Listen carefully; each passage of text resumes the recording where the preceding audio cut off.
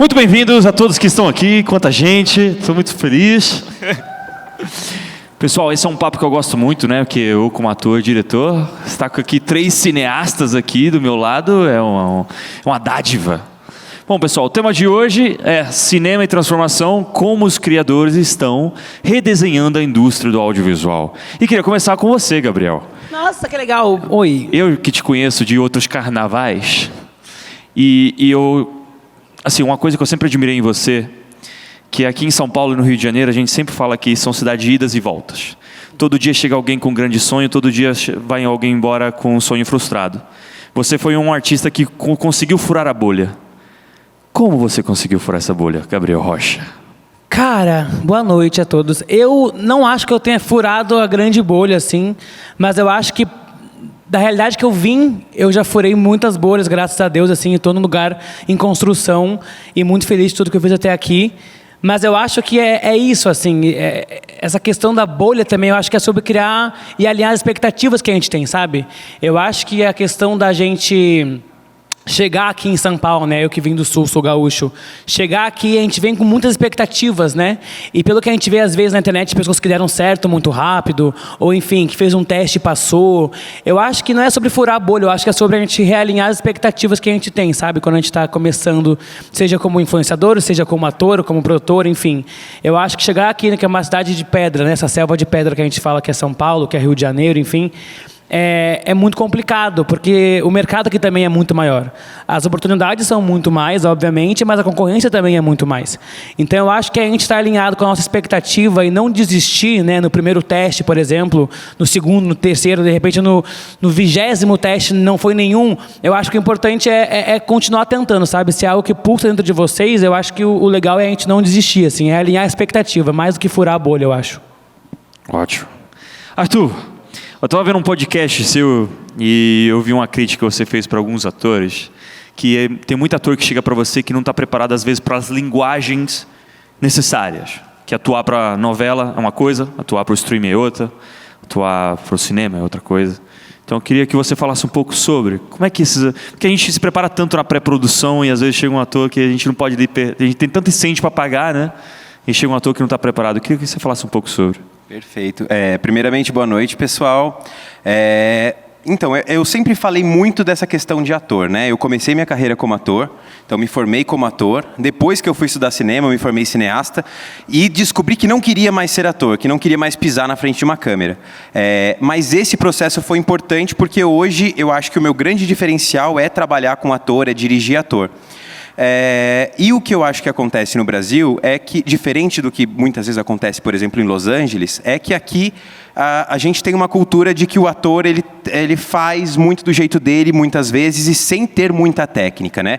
Já trabalhei com muitos atores aqui que têm muita técnica, que conseguem ter essa técnica toda, mas o que aconteceu foi, quando eu cheguei em Los Angeles, cheguei para gravar com um elenco de lá, e é isso, eu fui falar com um ator, ele sabia qual era o enquadramento, qual era a lente, como que a interpretação dele tinha que mudar de acordo com cada enquadramento.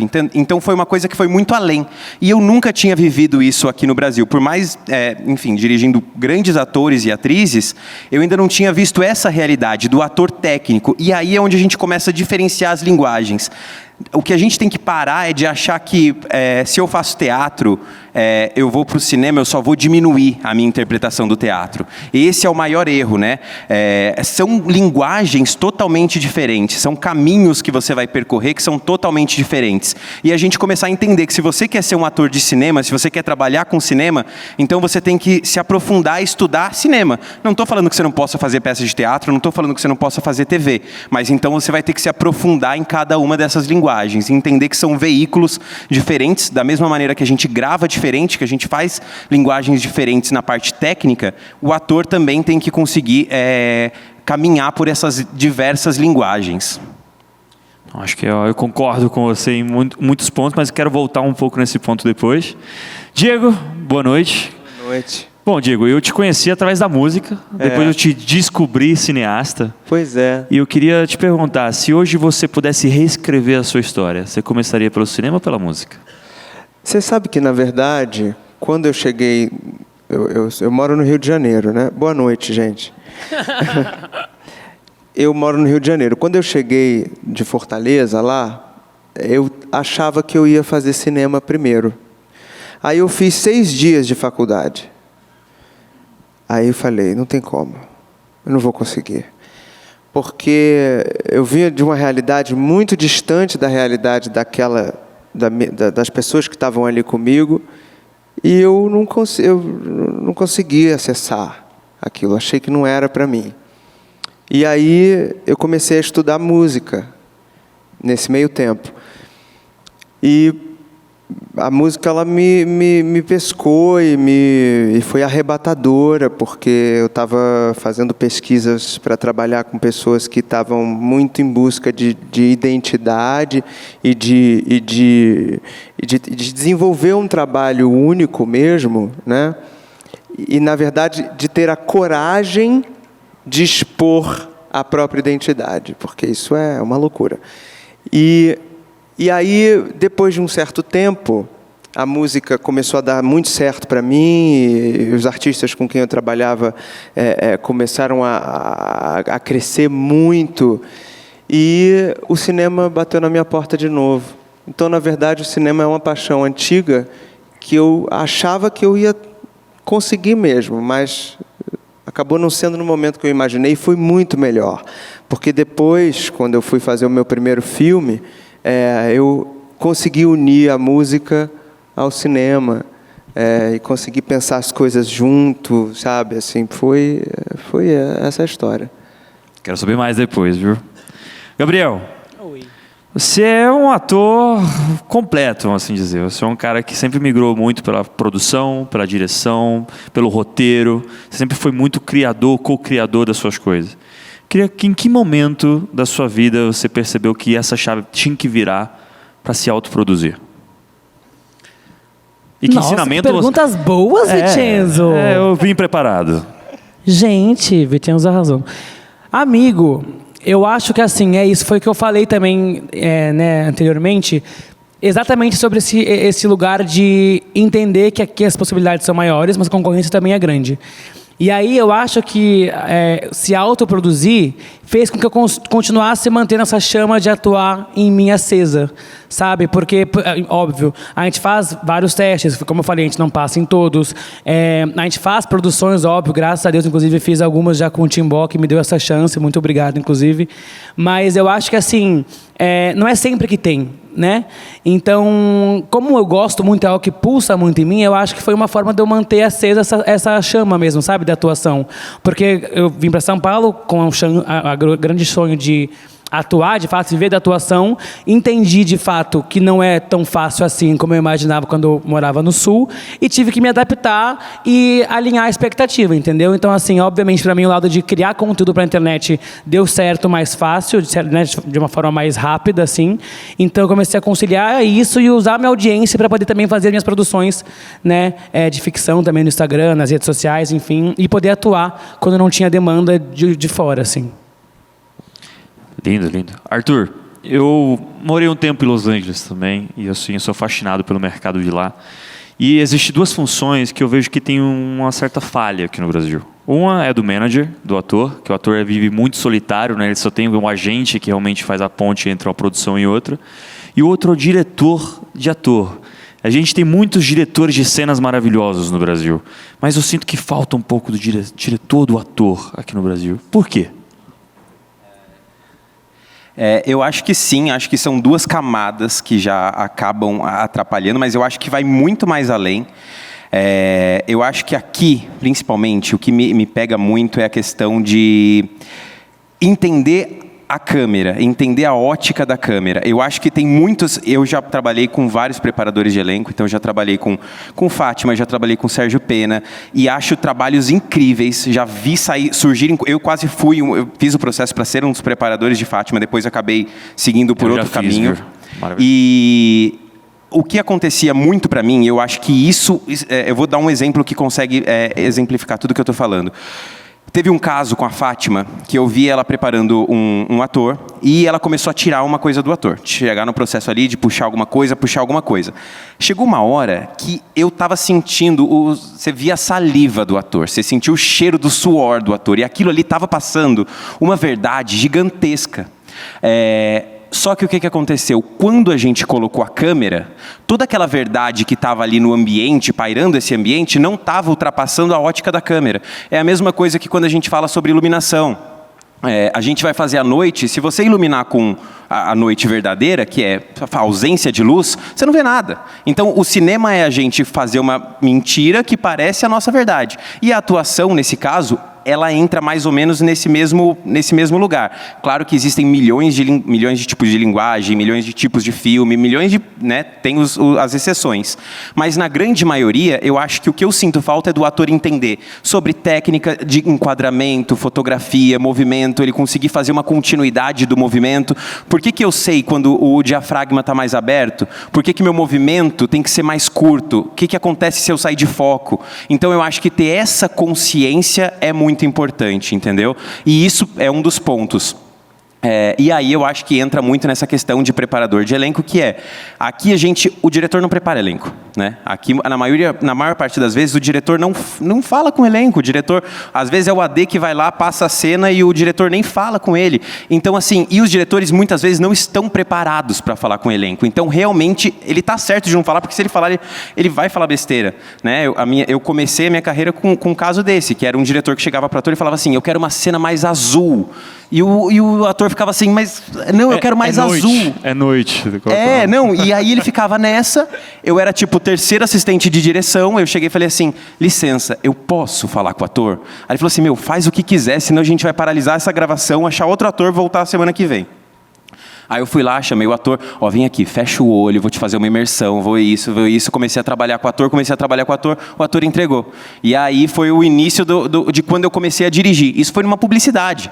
Então, assim, para mim a preparação de elenco, ela não está só no filme, ela está na publicidade, ela está no videoclipe, ela está em tudo, entendeu? Então eu acho que falta também, aí o outro lado que os diretores também não estudarem só parte técnica no sentido de fotografia, arte, mas eles também conseguirem lapidar esse olhar de eu preciso trabalhar com ator, eu preciso aprender a trabalhar com ator. E não para tirar o emprego dos preparadores de elenco. Acho que eles têm que continuar. Acho super importante, gosto de vários, mas eu acho que são coisas que coexistem, né? A gente tem que saber um pouquinho mais da outra área. Tem uma falha, né, pra gente corrigir, né? Por favor, Diego. Fala você primeiro. Por favor. Não, eu queria falar só um negócio. Que você falou uma coisa. Você falou de tirar o trabalho do preparador de elenco. Eu não faço filme sem preparador de elenco. Pode ser o melhor diretor que há.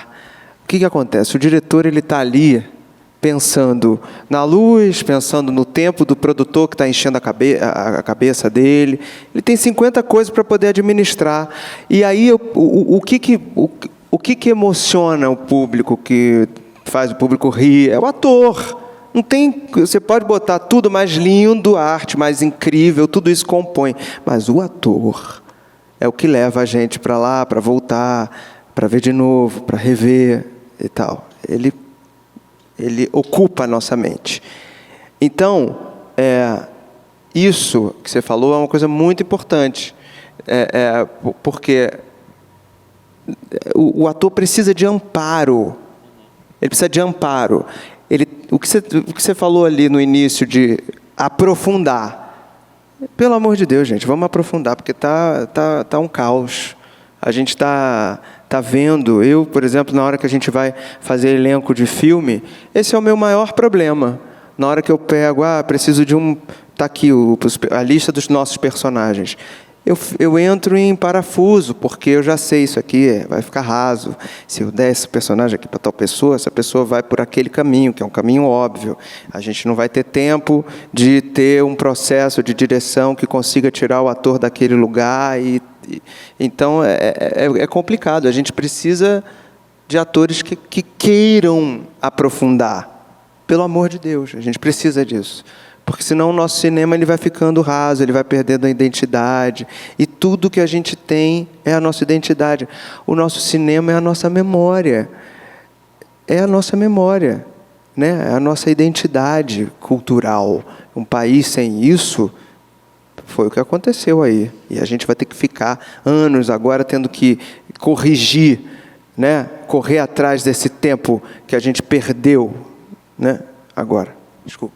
Falei. Nada, eu acho que a gente está numa fase maravilhosa do cinema brasileiro, né? Após o Oscar, Sim. acho que o Agente Secreto também está vindo aí com tudo. E vai bombar. Acho que tá muita gente olhando para o Brasil nesse momento no cinema. Ô Diego, você, assim, eu te vendo, te ouvindo, você me parece uma pessoa muito sensível. Assim, a cabeça do diretor sempre é uma cabeça muito criativa. Você que veio do mundo da música, eu queria entender qual o seu processo de criação como cineasta.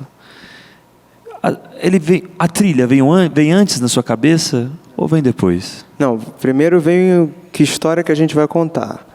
Aí depois vem como é que eu vou conseguir o dinheiro para contar essa história. Tem isso também, tem isso. Aí depois vem o processo do desenvolvimento.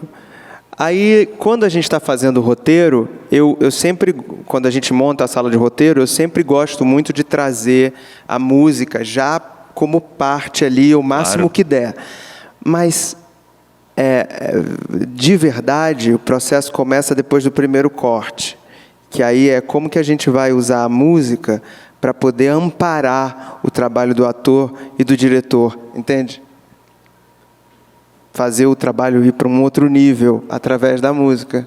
Você produz hoje as suas trilhas dos seus filmes? Produzo todas. Aí é outro caos, que aí eu começo, não, vamos botar mais uma música. Aí a distribuidora, pelo amor de Deus, termina esse filme, entrega.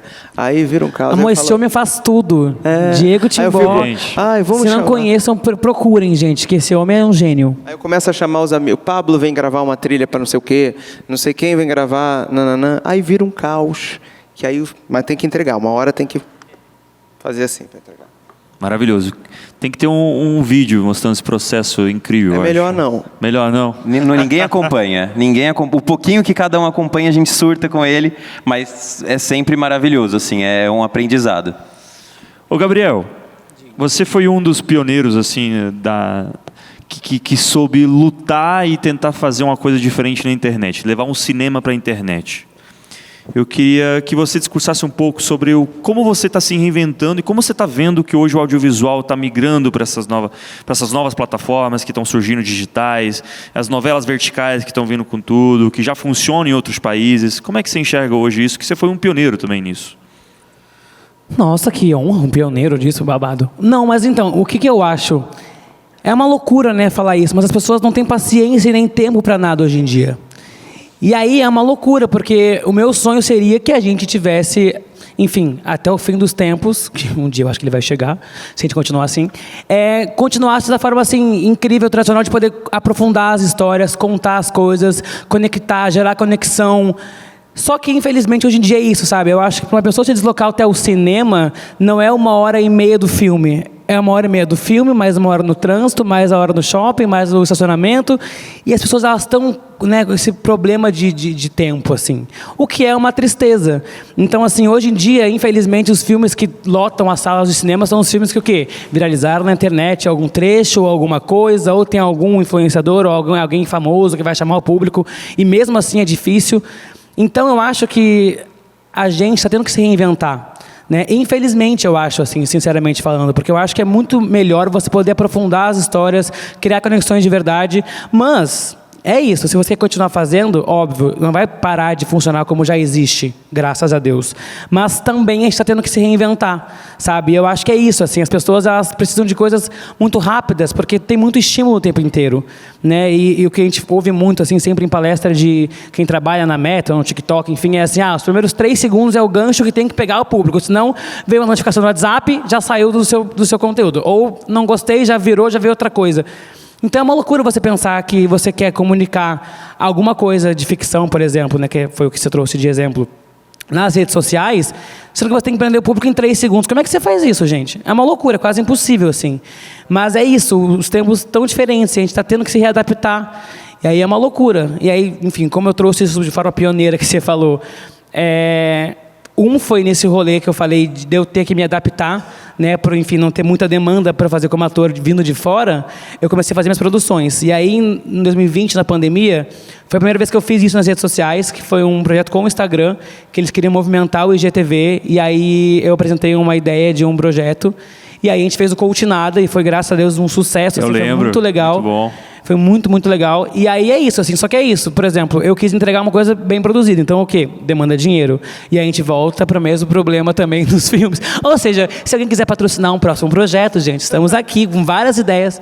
Mas é isso, assim, sabe? Porque existem formas rápidas e baratas de fazer, mas aí acaba ficando de uma forma que eu, como criador de conteúdo e diretor, enfim, produtor, e que vim e bebi muito da fonte do cinema, não gosto muito de fazer, sabe? Eu prefiro não fazer ou demorar para fazer algo bem feito do que fazer algo de forma rápida e rasa, assim.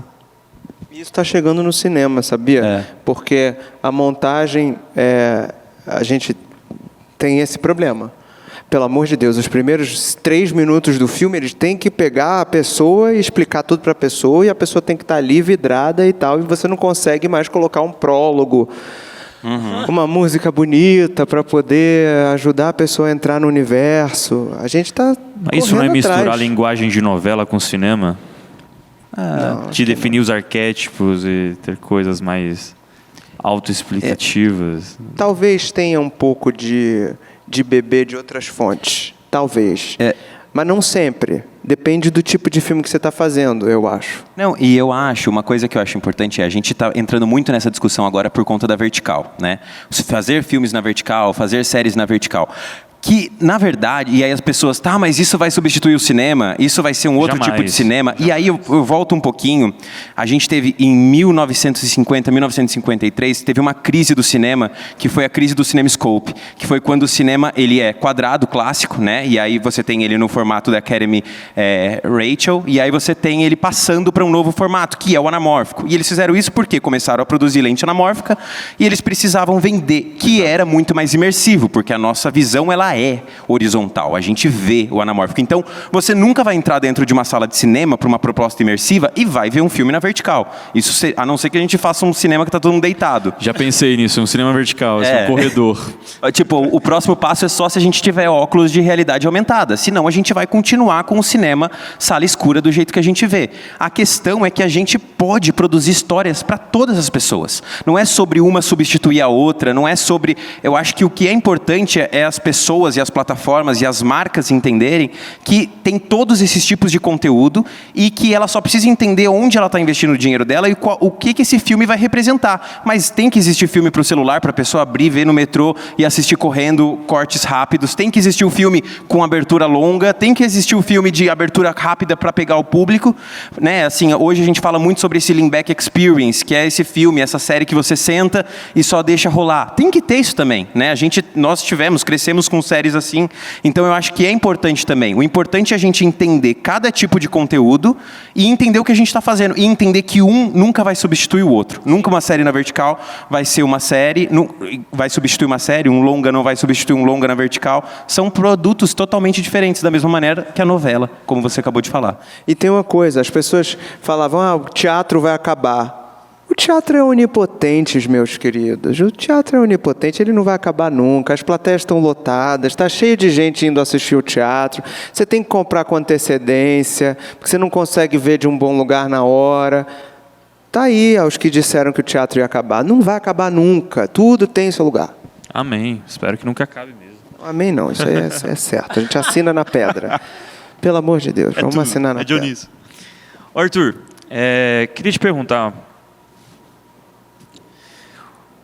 O Celton Mello diz que é muito difícil fazer cinema da arte no Brasil e a gente tem que se tornar refém dos blockbusters. A gente viveu uma época digamos que assim, quem dominava o cinema brasileiro era Paulo Gustavo, Leandro Hassum e Ingrid Guimarães, que lutavam ali para pegar as datas de julho e agosto. O que você acha hoje como... Dezembro e julho, agosto, dezembro. Hoje você, como um novo cineasta que está vendo novas formas de transformar isso, você acha ainda que no Brasil ainda é difícil fazer cinema da arte? Eu acho que no Brasil é difícil fazer cinema. Antes de tudo, é difícil fazer cinema. Mas, concordo 100%. Acho que no Brasil, se a gente for falar sobre filmes de arte, é ainda mais difícil. Porque, no final, as pessoas ainda querem investir, colocar o dinheiro onde vai ter algum retorno, né? E, querendo ou não, quando você fala sobre filme blockbusters, vamos usar eu acho que nem teríamos algum filme para trazer essa nomenclatura para o Brasil, mas esses filmes mais comerciais, a gente ainda tem pseudo-garantias de venda, de distribuição e de retorno. Quando você fala sobre filmes de arte, ainda fica mais complexo. Eu falo porque eu vim do cinema de arte, então meus primeiros longas-metragens eram extremamente artísticos, extremamente bem produzidos, bonitos, só que é isso, entram em questões que quando você vai entendendo o próximo passo, que é um pouco do que o Gabi estava falando, de você fura uma bolha, aí você olha e você está em outra bolha. E na hora que você fura essa outra, você está dentro de outra, e você vai vendo que você não sai. E aí você sempre vai estar precisando e vai estar entendendo que é isso. Eu preciso de um elenco assim. Tá. Aí depois eu preciso... Que é o que a gente está vivendo agora no nosso filme. E aí a gente acaba ficando refém do comercial, e eu não acho que o comercial é ruim. E isso eu acho que é um ponto muito importante. A gente sempre dividiu, isso é artístico e isso é comercial. E eu acho que isso não pode acontecer mais. A gente tem que entender que o comercial as pessoas querem assistir seu filme. Exato. Então, assim, eu posso fazer um filme de arte, e eu vou citar aqui, então, por exemplo, Eu Ainda Estou Aqui. A gente está falando de um excelente filme de arte, mas que as pessoas quiseram consumir. A gente estava falando hoje sobre a questão de o que é o comercial, o que é vendável. E hoje pode ser porque o seu filme foi muito bom, ele pode se tornar vendável, pode ser que seu filme é muito ruim, ele também se tornou vendável, ele pode só ter um elenco brilhante, ele se tornou vendável. Então, a grande questão é o que é comercial no seu produto, o que é comercial no seu filme. E a gente começar a entender que mesmo sendo um filme de arte, e aí eu acho que os diretores de arte, os produtores executivos de arte, os atores que querem trabalhar essa linguagem, começar a entender como que eu transformo a minha arte em comercial, como que eu faço o meu filme, não só para mim, para uma realização pessoal, eu faço o meu filme para o público, para que as pessoas queiram assistir ele. E eu acho que, mas é isso, acho que é muito difícil, isso é uma batalha eterna. A gente, nesses projetos agora, a gente tem horas e horas discutindo e vira um jogo de xadrez, porque eu quero ser mais artístico aqui, mas eu preciso voltar a ser comercial aqui, mas isso aqui eu dependo daquela pessoa, aquilo depende da outra, e você vai ficando totalmente amarrado, assim. Então, é muito difícil. Agora, deixa eu falar uma coisa aqui, ó. Vitória, filme da Fernanda Montenegro, fez mais de 800 mil espectadores. Não teve campanha do Oscar, não teve um P&A, que é a verba de marketing não gigantesca. Comercial. Não é um filme, é uma comédia romântica. Não é. Pelo contrário. Então, eu acho que a gente também está interessado em ver boas histórias. Exato. A gente está interessado em ir lá se emocionar e tal. O problema é fazer com que chegue no público. E o que você falou sobre o cinema de arte e o cinema comercial é que, assim, eu sinto que o cinema de arte, ele precisa, mesmo o cinema de arte, ele também tem que ter, do ponto de vista de narrativa, um pensamento de acessibilidade. Porque não adianta a gente fazer, assim, pelo menos... Talvez seja um pensamento individual meu, mas eu acho que a gente precisa fazer a arte para dividir com as pessoas, para se relacionar, para mudar um pouco da nossa história, para refletir, sabe? A arte, para mim, é isso, é uma troca, né? É um retrato de uma memória, não sei. Mesmo que seja uma história... simples, mesmo que seja uma história, sei lá, que você já viu ela sendo contada de outras formas, que seja talvez um pouco clichê, entende? Então, a gente precisa ter a acessibilidade, mesmo que seja, na minha opinião, mesmo que seja num filme de arte, mesmo que a gente esteja falando do Ainda Estou Aqui, que é um tema super importante de ser dito, histórico, que faz parte da nossa história, e que a gente não se relacionava mais com esse tema. Mas a gente foi falando um para o outro, foi falando, e de repente tinha lá mais de 4 milhões de pessoas assistindo. Exato. Ou Ariano Suassuna, com o Alto da Compadecida. Ariano Suassuna. Quanto tempo faz que vocês aqui, por exemplo, nós, não lemos um livro do Ariano Suassuna? Opa. Há quanto tempo faz? Então, a importância de você ter o Alto da Compadecida, que é um filme maravilhoso, e de um autor maravilhoso e que é estrutural para a nossa cultura, né, para a nossa identidade cultural, a importância é tamanha. Então, assim, eu acho que o Alto da Compadecida é um filme comercial, óbvio que é. Olha o resultado. Vitória é um filme comercial. O filme do Lázaro e da Thaís, Medida Provisória, é um filme comercial. Claro. Entende? Então, assim, a gente precisa... E o filme do Lázaro e da Thaís, por exemplo, eles tiveram esse cuidado de contar uma história e de atingir as pessoas. Entende? O Alto da Compadecida, você sai de lá e você vê o texto do Ariano Suassuna e você entende que história é aquela. Então, eu acho que tem que ter ao cinema de arte, tem que ter essa preocupação de vamos contar essa história de uma forma que seja não minha, mas que a gente possa, a gente possa dividir. E, ao mesmo tempo, o cinema comercial precisa também quebrar os clichês e parar de ter os medos, mas é difícil mesmo. Ontem eu estava numa estreia do filme do Leandro Hassum, que é uma comédia, mas é uma comédia que mistura investigação policial e é uma comédia, não deixa de ser uma comédia. Aí, por um momento, a gente estava numa roda que falaram, mas é uma comédia? É uma comédia, todo mundo, é uma comédia. Mas é uma comédia diferente, que maravilha. Sim. Entende? Então, a gente precisa ter coragem. É difícil pra caramba, porque não é só a gente. Tudo que a arte é coletivo. Então, a gente tem que tomar essas decisões em coletivo e também com os nossos investidores, com quem está ali vendendo, com quem está comprando esses produtos, os exibidores, donos de cinema, os streamings, enfim. Então, é uma cadeia que precisa mudar. Mas o mais importante de tudo se a gente que está aqui começar a consumir cinema das diversas formas, isso está resolvido. E eu acho que só para concluir, eu acho que para definir e a gente também se preocupar sempre em fazer cinema de gênero. Eu acho que isso é uma das questões que a gente parar de, tem comédia, você entra na Netflix, comédia, drama, cinema nacional. Tirar das caixas, né? Parar de botar em caixa tudo. É isso mesmo. Que loucura, gente. Que história é essa? Ô, Diego, você falou sobre identidade cultural. Quando a gente assiste um filme do Almodóvar, a gente entende que é do Almodóvar. Quando a gente vê um filme do Tarantino, do Spielberg, existe uma assinatura do Hugo Timbó cineasta? Isso é uma construção que a gente vai fazendo durante a vida, né? Pelo amor de Deus. Mas eu acho que a assinatura que eu já descobri, vou te contar o que eu já descobri, é a música, a trilha sonora nos filmes. Eu acho que isso é uma coisa que eu, naturalmente para mim, estou sempre pensando. E no meu primeiro filme eu tive a Elza Soares abrindo o filme. Foi a última música que ela gravou em vida. Tive Pablo Vittar, tive Alcione, tive um monte de gente. Num outro que eu vou lançar agora no dia 20 de novembro, também uma galera maravilhosa, de Péricles, a Diogo Nogueira, nossa, é tanta gente que eu esqueço. Xande de Zé Vaqueiro. Zé Vaqueiro, mas tem um maravilhoso, já vou lembrar, tem coisa aqui já. Aí, então tem, acho que isso é uma parte, uma assinatura. E também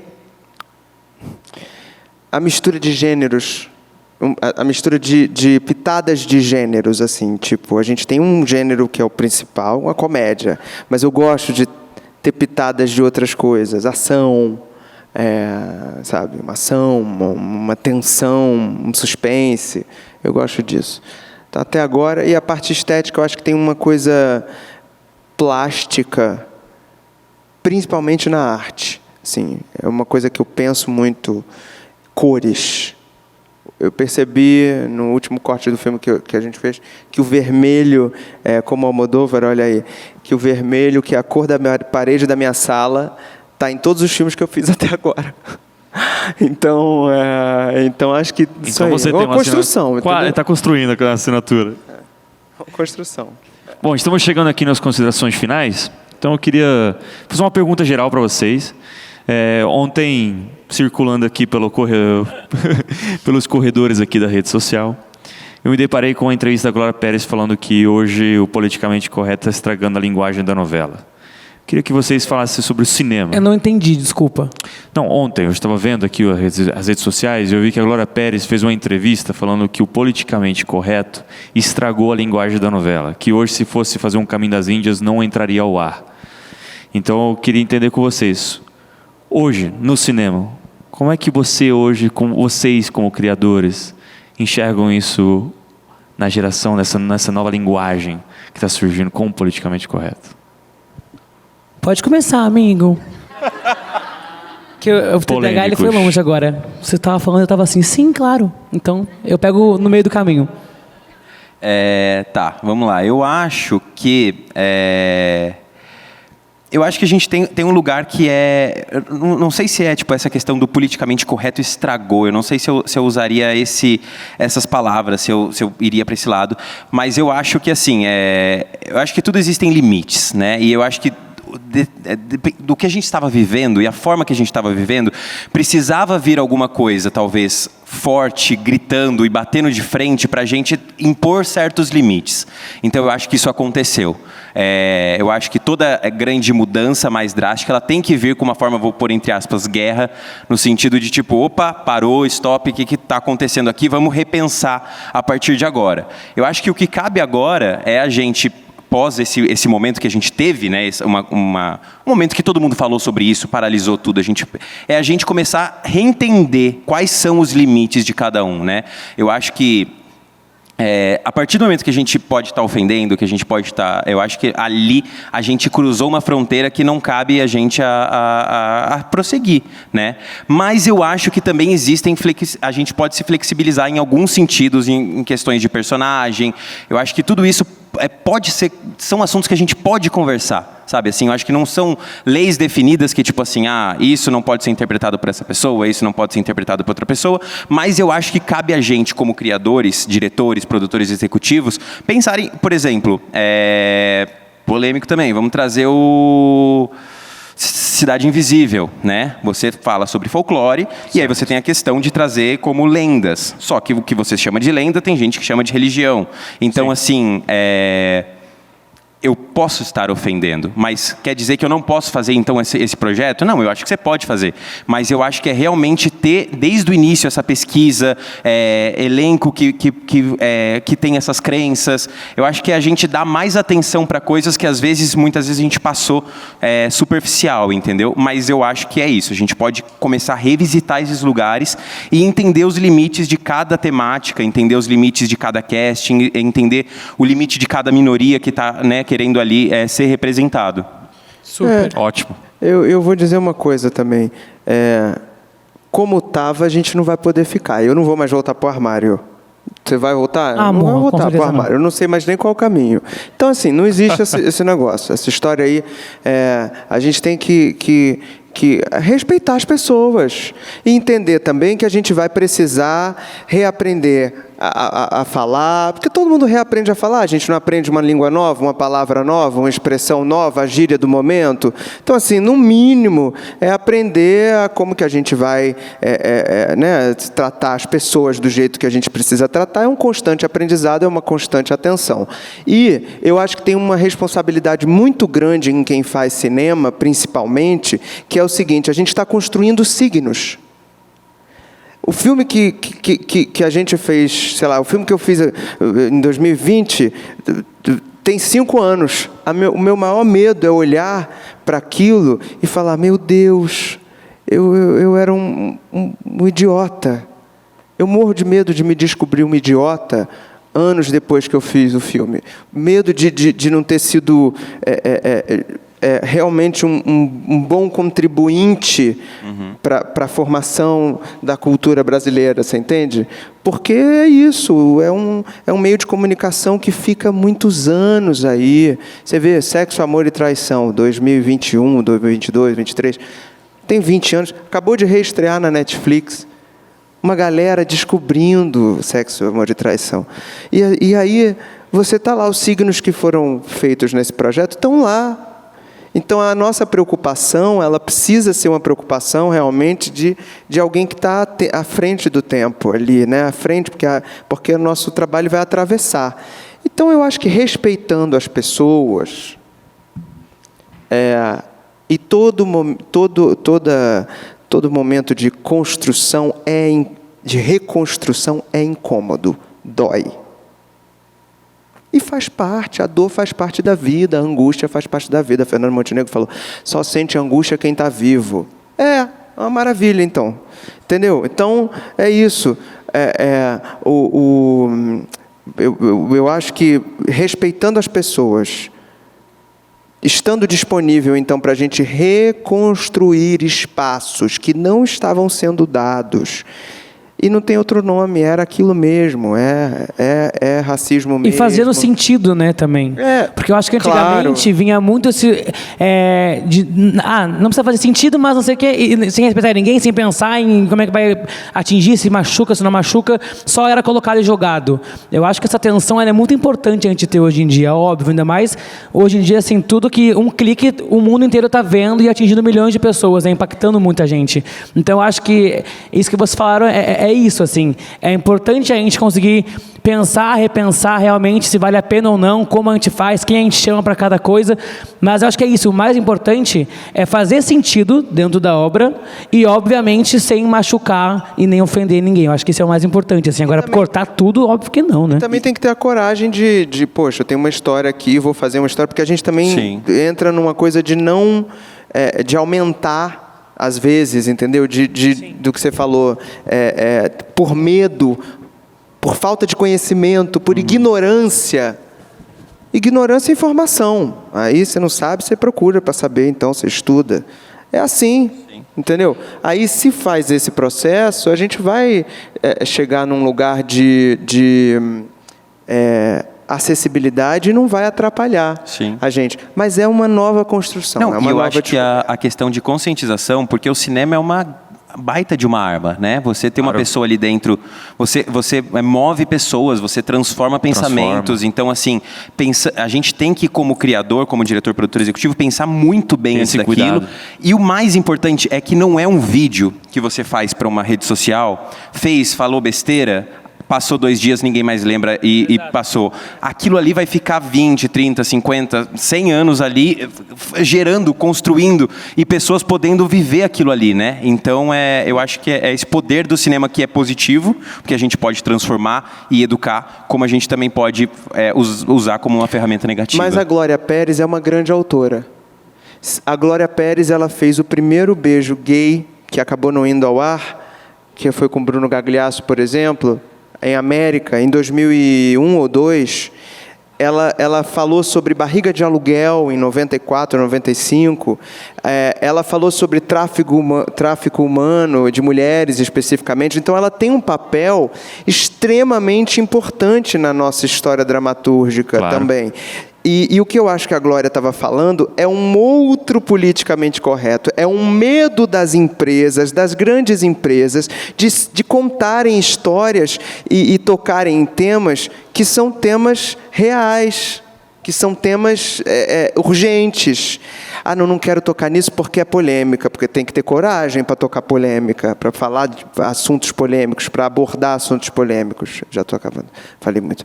Entendeu? Era isso. O pessoal está quase expulsando. Ela é uma grande autora. E para complementar, só para finalizar, que o nosso tempo acabou, eu acho também que é muito sobre abrir um pouco de mão do ego, sabe? Não falando dela, obviamente. Mas, por exemplo, eu sou um roteirista, homem, hétero, branco, quero escrever um roteiro sobre uma trans, mas eu vou escrever sozinho.